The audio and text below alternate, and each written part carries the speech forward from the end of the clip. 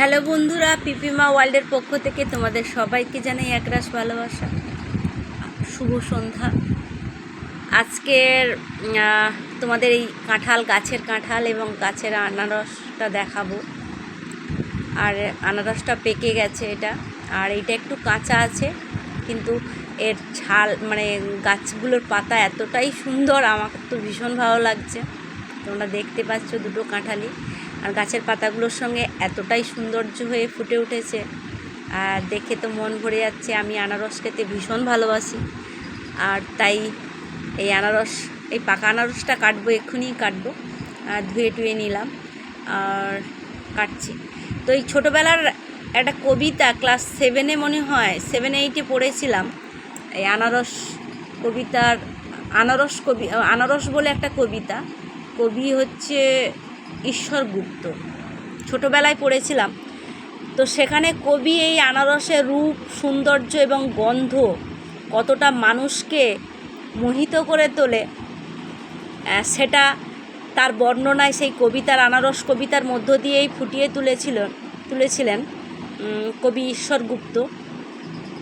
ছোটোবেলায় পড়েছিলাম, তো সেই তার এক লাইন দু লাইন ঠিক সেরকম মনে নেই, অনেক দিন আগেই পড়েছি।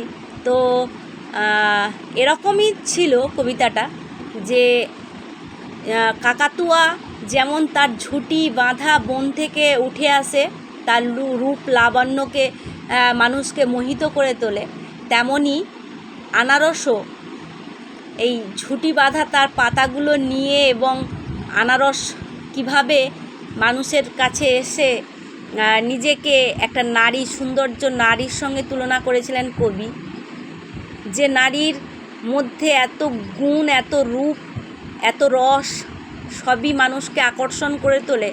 অথচ এই আনারসের মধ্যে এমন কিছু আছে যা আমরা কতটুকুই আস্বাদিত করতে পারি, আনারসের সব কিছুই তো বাদ চলে যায়, কতটুকুই আমরা আনারস পাই, রস পাই, সেটাই কবি বোঝাতে চেয়েছিলেন।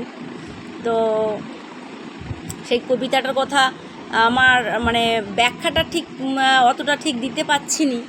তো আজকে সেই আনারস খাওয়ার সময়ই মনে পড়ছে, সত্যি আনারসটা খুব ভালো ছিল, মিষ্টি এবং টক মিষ্টি।